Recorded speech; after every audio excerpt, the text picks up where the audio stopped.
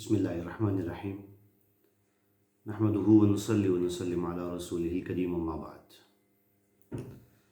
انسان نیکی کے جتنے بھی کام کرتا ہے ان سب میں اسے اللہ کی رضا کا جذبہ پیش نظر رکھنا چاہیے، اس لیے کہ اگر نیکی کے اعمال میں ریاکاری کا جذبہ آ جائے، لوگوں کو دکھانے کا جذبہ آ جائے تو انسان کی بڑی سے بڑی نیکی ضائع ہو جاتی ہے۔ ایسا شخص اگر نیکیوں کے پہاڑ اور انبار بھی اکٹھے کر لے تو قیامت کے دن اسے ان پہاڑوں اور انباروں کا کوئی فائدہ نہیں ہوگا۔ بعض لوگ نماز پڑھنے میں ریاکاری کرتے ہیں، بعض لوگ روزہ رکھنے میں ریاکاری کرتے ہیں، بعض لوگ صدقہ اور خیرات کرنے میں ریاکاری کرتے ہیں۔ ریاکاری کسی بھی نیک عمل میں ہو، وہ انسان کے اس عمل کو کوڑا کرکٹ بنا دیتی ہے اور اسے بکھرا ہوا گرد و غبار بنا دیتی ہے۔ ایک آدمی وہ اپنے بہت سارے دوستوں کو اپنے گھر دعوت پر بلانا چاہتا تھا۔ ان میں ایک بہت نیک متقی پرہیزگار انسان بھی تھا، اس نے اسے بھی دعوت دی۔ جب سب لوگ کھانا کھانے کے لیے بیٹھے تو باقی لوگ اپنے معمول کے مطابق کھاتے رہے، لیکن وہ جو نیک متقی آدمی تھا اس نے بہت تھوڑا سا کھانا کھایا، ذرا سا کھانا چکھا بس۔ اس کے ساتھ اس کا چھوٹا بیٹا تھا، وہ بھی کھانے کے دسترخوان پر بیٹھا تھا اور دیکھ رہا تھا کہ باقی سب لوگ معمول کے مطابق کھانا کھا رہے ہیں اور والد صاحب نے بہت تھوڑا سا لیا ہے۔ پھر اس کے بعد اس نیک آدمی نے میزبان سے یہ کہا کہ میرے لیے ایک مصلی کا انتظام کریں، میں نماز پڑھنا چاہتا ہوں۔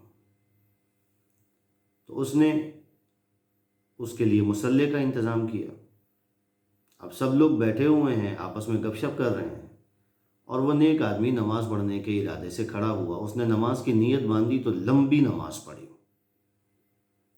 لوگوں کو بڑا تعجب ہوا کہ یہ کتنا نیک انسان ہے، کھانے کے دسترخوان پر بیٹھا تو بالکل تھوڑا سا کھایا، اور جب نماز پڑھنے کے لیے کھڑا ہوا تو لمبی نماز پڑھی۔ جب لوگ رخصت ہو گئے اور وہ نیک آدمی بھی اپنے گھر پہنچا تو گھر پہنچنے کے بعد اس نے اپنی اہلیہ سے، اپنی بیوی سے کہا دسترخوان لگاؤ، بہت شدید بھوک لگ رہی ہے۔ دسترخوان لگایا گیا اور اس نیک آدمی نے خوب اچھی طرح پیٹ بھر کر کھانا کھایا۔ چھوٹا بیٹا سب کچھ دیکھ رہا تھا۔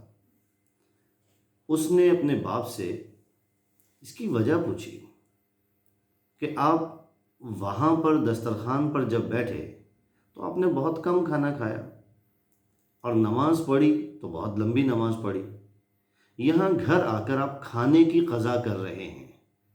جو کھانا آپ نے وہاں چھوڑ دیا تھا وہ آپ گھر آ کر کھا رہے ہیں۔